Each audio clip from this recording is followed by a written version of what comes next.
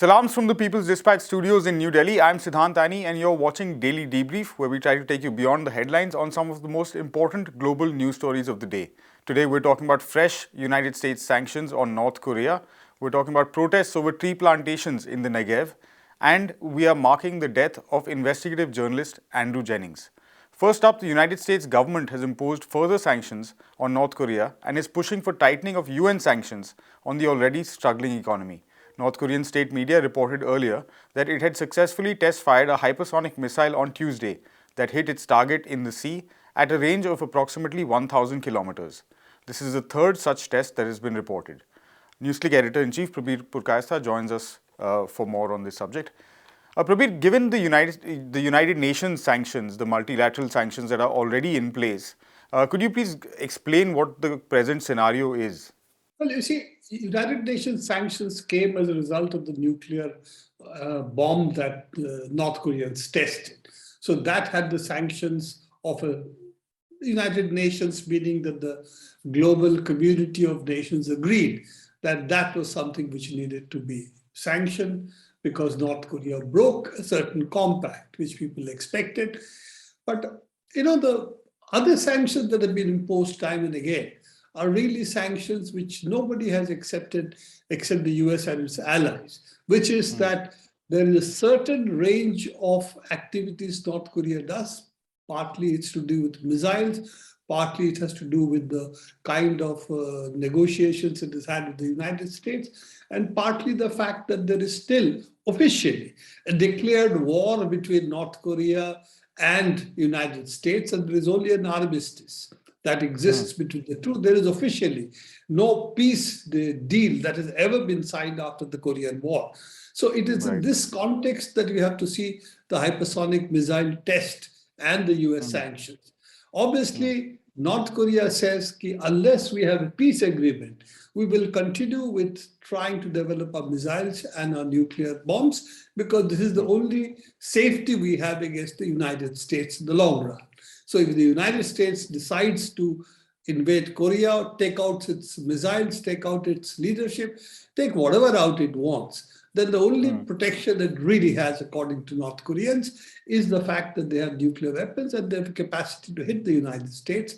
And obviously, this becomes a game of missile, anti-missile, and that's why the hypersonic missiles have come, because it came both in Russia as well as in China as well as in North Korea, because the United States want to develop anti-missiles.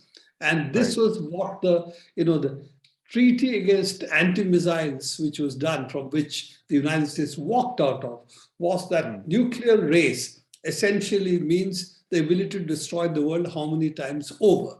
And if you want to stop this super kill that the countries were on, then you have to stop talking about anti-ballistic missiles, because then it's mutual assured destruction, and then there is a balance of terror, however bad it is. So either you give up nuclear weapons, which changes the ball game altogether, which of course the nuclear powers are not willing to do, or at least for the safety of the world, you give up anti-ballistic missiles. Now that's when the whole downfall started of the missile regimes, the nuclear, shall we say, balance of terror regime, when the United States walked out of it.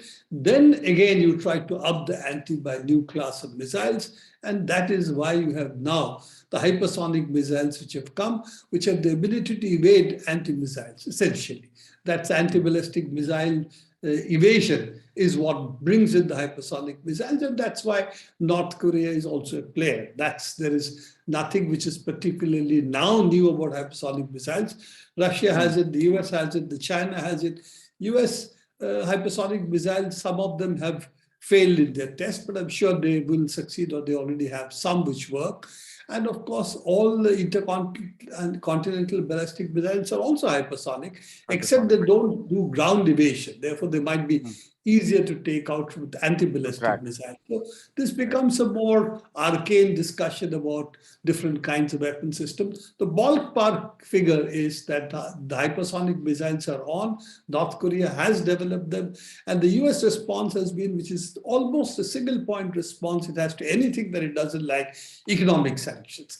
So it has more economic sanctions on a country which has very little external trade or external economic relationships anyway. And the ones it has are not prone to any sanctions by the US. By So the it's US. trying to sanction one Russian, I think a number of North Korean officials. They are posted in North China Koreans. or Russia. That's basically the way it's going. So last time we spoke about the region on this show, Prabir, it was in the context of perhaps a hopeful kind of context of finding that official truce to this 70-year-old conflict between the North and South. Now, in reports today, Anthony Blinken, the US Secretary of State, has called these missile tests as extremely destabilizing. Uh, who is, in your opinion, or how the way you've painted the picture, who is actually the destabilizing force in this region? Well, destabilizing, of course, from the US point of view, it is destabilizing because the balance of terror is not with the United States if North Korea has the ability to hit the US heartland. As long as Guam, as long as Hawaii, the US may not really worry too much. They're willing to sacrifice Hawaii, say for North Korea. That might be the way they look at it. But when it comes to hitting the U.S. heartland, Mainland. California, New York, then this is a completely different ballgame. So therefore, as far as the world is concerned, as far as I'm concerned, it is peace that is the desire, not the American dominance over North Korea so that they succumb to American pressure. That's not what the world will agree to as a desired goal. Of course, that's the American desire. So when America says, the United States says, is basically destabilizing, it is talking about a stable order in which it's a predominant and only global hegemon. Now, that is, I think, something which is not going to be acceptable to most countries in the world. And increasingly, we see essentially why this is failing, because countries are now breaking out of that sole hegemon paradigm. So I think the question that the US has to address is whether it wants peace or whether it wants dominance. If it is peace, yes, I think there is a way forward. It starts with North Korea and South Korea declaring peace, United States joining them for declaring peace. That is, I think, the first step. Then we can talk about what are the peace All of the other things that follow. benefits, fallouts that would happen, including a certain degree of disarmament, nuclear treaties, anti-ballistic missile treaty that was forged earlier, intermediate range missile. A lot of those things should be on the table, and they can be on the table, but it will not if there is still a declared war between the United States and North Korea. It's not South Korea versus North Korea. It's really United States versus North Korea. And if that peace agreement is never signed, then I think you cannot talk about having a state of war at the same time talking about destabilizing what exists as peace. Around 2,000 protesters faced Israeli police and security agencies in a protest against the Israeli government's tree plantation drive in the semi-arid Negev region. At least a dozen are reported to have been injured, and several have been also arrested in the protests. Prashant of People's Dispatch joins us now for more. Prashant, what is the latest? Why are these protests happening? Just to give some context, of course, these protests are taking place in the Negev region, which is towards the south of Israel, a desert region, largely populated by the Arab Bedouin community. Now, these are technically Palestinian citizens of Israel, but this community has, of course, lived in this region long before Israel was even founded. And what we see right now is part of a much longer plan on the part of Israel to what seems like actually in the name of forestation or in the name of afforestation to actually take over a lot of this land belonging to the Bedouin community. Now, because these are generally, the population density is not very high, and these are like vast spread lands. The Israeli solution seems to be that you sort of plant trees, and then it becomes far easier to take it over for other purposes of citing other causes. So this has been a continuous bone of contention for quite a long time, and we need to, of course, note that the organization which is in the forefront of these tree planting drives is not a direct government organization. It reports to a government organization, of course, but it is the KKL-JNF, or the Jewish National Fund.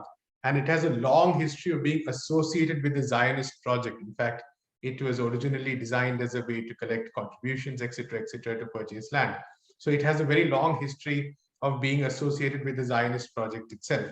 And while on the face of it, tree planting might sound very innocuous, it does seem like, at least especially according to the Bedouin community, according to Palestinian activists, it does seem like there is a much more insidious agenda at play there. So what has happened, of course, is that for instance, this planting of trees took place on land which is currently being farmed. It's unoccupied land; nobody lives there, but it is being farmed by an Arab citizen of Israel who's actually whose claims on the land have not officially been recognized. He's approached the court, but it has not been resolved. So there is actually a lot of these legal issues in this region because Israel does not recognize a lot of the villages, which means that these villages have no access to infrastructure.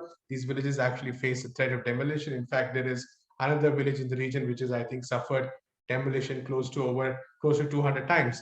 And each time the villagers have actually built back some very rudimentary forms of accommodation for. So this has actually been a continuous process of attack on the rights of the Bedouin community, on the rights of the Arab citizens of Israel. And the greater plan seems to be to sort of say enclose this land and make it clearly apart, expand the Israeli state's reach, so to speak. So that's been the bone of contention here.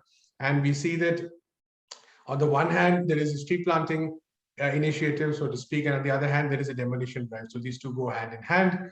And there were, of course, protests organized against it. And a number of people have been detained. I think close to over 30 people, definitely, including a journalist who was detained despite being shown his press card. So, and of course, there's been resistance by the residents of the locality as well, who are very determined that they will not allow these kind of practices to continue. So, while this might, like I said, seem like a very minor incident on the face of it, or a local incident, it actually is part of a much larger plan because the sheer number of people who live there, and two, the fact, of course, that the larger plan itself of afforestation involves, I think, hundreds of acres, if I'm not mistaken, on this land. So this is a much more a longer term plan that we're looking at. The tree planting itself, if I'm not mistaken, has been going on since December. So one will definitely expect, I think, more of these protests to continue, more of these agitations to continue against this, sort of open attempt to take over large parts of land belonging to it and deny the people the right to sort of, live where their ancestors have lived for a very, very long time. Like I said, much before the state of Israel itself was founded. Right. But like you also said, they are Palestinian citizens of the Israeli state, part of that 20% Arab minority. So what are the wider political sort of implications of this protest? What kind of impact is it likely to have? I think this also kind of exposes the political, an issue we've talked about often and often on the show, which is the extreme right-wing nature of the Israeli political system as a whole. So we do know on the one hand that one of the parties in the current coalition, which is in power under Naftali Bennett, is the Ram party of Mansour Abbas. He has some representatives who are part of the government. He has taken he's taken a very strong oppositional stand to this issue. On the other hand, the right-wing sections of the Jewish right-wing parties, of course, have taken a much more harsher stand, demanding. In fact, I think one member of the Israeli Knesset already also went there and planted a symbolic tree to sort of indicate his support. Many others saying that this has to continue. The opposition Likud party, of course, also saying that so this is actually in some senses become an opportunity for the Israeli right wing to once again attack the Arab population of Israel, to once again attack their Arab representatives. Now it's a different point that the Arab party we're talking about here, Ram itself, has not been really able to bring about any solution to this issue. Although it has its main support base in the Negev region itself, it has not been able to stop these demolitions. It has not been able to actually bring about, which of course is understandable considering the bulk of Israel's political spectrum is so to the right. So for one of the key things they had promised was actually to sort of improve the situation of people in the region. For instance, there was an electrification plan which I think Ram was able to push through the parliament, but it does not include many of these regions. So there is a larger political context also to this in terms of how Israeli political situation is organized. The government seemed a bit shaky because the Ram Party said that it would not vote with the government until it was this issue where there was some solution to the issue. So the latest indications also seem to be that there has been some kind of a settlement seems to have been reached. There's been a lull maybe in the tree plantation, but Right. we have to be very clear that this does not really mean any proper solution, An because end. Right. what this does help is actually increase polarization much further on the right, Israeli right specifically, and give an opportunity for the most extreme sections to actually create more anti-Arab and anti-Palestinian sentiment. And we must, of course, understand that there is a very close connection between the kind of policies and methodology we are seeing in this region and what we are seeing in, for instance, occupied East Jerusalem with Sheikh Jarrah as well. The attempt to use a combination of legal and policy measures to evict Palestinian and Arab, the Arab populations from the area, which is why many people have, of course, called this larger policy ethnic cleansing itself, because there is a systematic attempt to basically restrict the lives of Palestinians in multiple ways, whether it be to erecting all kinds of obstacles, whether it be pushing Palestinians out of the places in which they lived. So there's been a systematic attempt, whether it be within what is called the current Israeli state and historical Israeli state, or in the occupied territories, to continuously keep doing that. So this is definitely part of, I would say, a much more larger strategy. And I think that is also the reason why the protests are very, the protests keep taking place, because there is also the understanding among all these people who are affected, whether it be in the Negev region, whether it be in the occupied territories, that there's definitely a far more concerted plan that we see. And finally, veteran pioneering investigative reporter Andrew Jennings passed away on January the 8th after a brief and sudden illness. He was in many ways, like I actually just mentioned, a pioneer of reportage, and in a sense set a benchmark for coverage of sports politics. Joining me now on the show is Siddharth Saxena, senior sports journalist with the Times of India, one of the largest, of course, English language dailies in the world. Siddharth, good to have you on Daily Debrief. Hope you're doing well. Unfortunately, we're chatting on not very sort of great circumstances. But you had a chance to work with Andrew Jennings, and I think a hallmark of his career was also the kind of collaboration with colleagues that he extended over the course of his 25-year plus career. Give us a sense of the kind of work he did, particularly in the context of exposing corruption in the world of sport. See, work would be kind of over glorifying it. I didn't really work with him, but yeah, we collaborated briefly on this one little episode when former FIFA president Joseph Blatter had come visiting India on his rather PR heavy tour of India in 2007, I remember. So yeah, but one of the very basic tenets of Andrew Jennings's work was networking and research. He believed that you can only get by if you network, and not network in the Indian sense where you were kind of you scratch my back, I'll scratch yours. Yeah, you don't. This is basically independent journalists looking out for each other. Sharing news, sharing information. We've been taught in India that probably that's everywhere, that you got to protect your sources. You got to guard them well. That was something you realized was not entirely true or the right way to go about when you met him, because he was very generous with his contacts and his leads and his insights, and which was quite refreshing. Coming from an environment or an ethos where you had to kind of dig yourself. I mean, for stuff if you really thought something was wrong. When we joined journalism in the early 90s, mid 90s, these seniors would kind of just try to gauge how much you really know or are really into this profession of sports writing, sports journalism, and not just kind of driven by the glamour of the whole thing. They would ask you, what books have you read? What are the recent books on sports have you read? So, I mean, if you said Beyond the Boundary, or they would look at you with probably newer eyes, which is good. And then they would ask you, have you read? If you said a fever pitch, those days they would say, okay, oh, this guy is kind of, he looks beyond the football field. It's also good because it was the most popular book at that time. But if you, and then they would ask you very, very quietly, have you read Lord of the Rings? And if you would mostly say no, because it was a boring book on facts and on corruption in the IOC and the Olympic movement and stuff like that. Not the greatest thing to read for somebody who's just kind of starting off, I mean, and if you did read it and before you joined the profession, you told the guy this, and these things are important, they looked at you again like with even more new eyes and kind of rose in the estimate.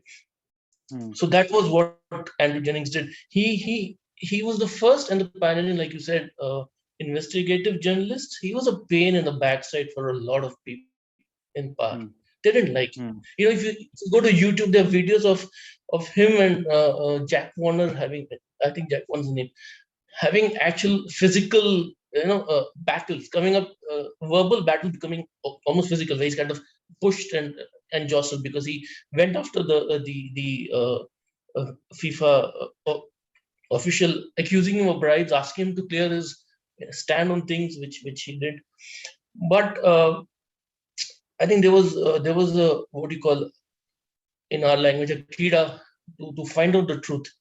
Andrew Jennings. I met him I was lucky to meet him, privileged actually, on this annual symposium in Copenhagen, which is quite a holy grail for a lot of independent thinking journalists, alternatively of different mindset. This thing called playthegame.org. It's conducted by Jens Anderson, who's quite devoted to the concept or the thing of getting out the truth among people. So I think I remember 2000, and the Tour de France scandal had just broken. So it was a huge thing, and my paper, there was an invite at my paper, and they said they told me to go. And this is different minded people, great mix of people from all across the world, and they're all talking about one thing, which was very refreshing. That this is wrong, this is wrong there, this is happening, it is wrong there. And on top of that, there was Andrew Jennings, in his huge flamboyant style. He kind of ripped apart the entire Olympic ideal, as it were. Slamming Samaranch, the late Samaranch, who was the president then, from his book, and calling him Franco's right-hand man. Not afraid, not ever willing to put out the fascist salute, as he called it, the Nazi salute then. So one was really swept away by that, and I remember the next morning after his session, which took everybody by storm. He had this very flamboyant way of speaking and storytelling, as it were, and we were transfixed. In it, he named Ashwini Kumar, our erstwhile IOA president, who's quite a legendary figure in terms of the Olympic movement here in India, and he was totally unafraid to tear him down as well. So for an Indian there visiting there, I said, oh, this is fun. And then we I was surprised by the extent of insight that he had about Indian workings and stuff. So obviously a lot of work, a lot of collaboration, a lot of knowledge. Also, for you, what was the sort of if you have one defining work in terms of Jennings' career? Apart from Lord of the Rings that you mentioned, of course. Yeah, I mean, there was a suspended prison sentence in Switzerland for him and the co-author for the book. But like I keep saying, his favorite man to bring down was probably Blatter. And 2006, I think just around the World Cup, his book Foul was out. So Blatter tried to have it banned, because it was so explosive, I mean, it was detailing all the bribery manner, the modus operandi, the stuff, and Jennings would say that don't go in the direction of where the crowd is going. If you're a pack of journalists, go in the opposite direction. He says an independent truth is better than no truth at all. Fair enough. So, I think, sorry to cut you short, Siddharth, on this show, that's all the time we have for today. But what we will do is we'll also, for our viewers on People's Dispatch, do a separate, slightly longer conversation with you on Andrew Jennings and the work that he did and the status today of some of these institutions in global sport and how much they have moved along from this legacy of corruption or not. So you can check that out on our YouTube channel as well very shortly. Thank you so much in the meantime, Siddharth, for joining us on Daily Debrief. That does it for the show for today.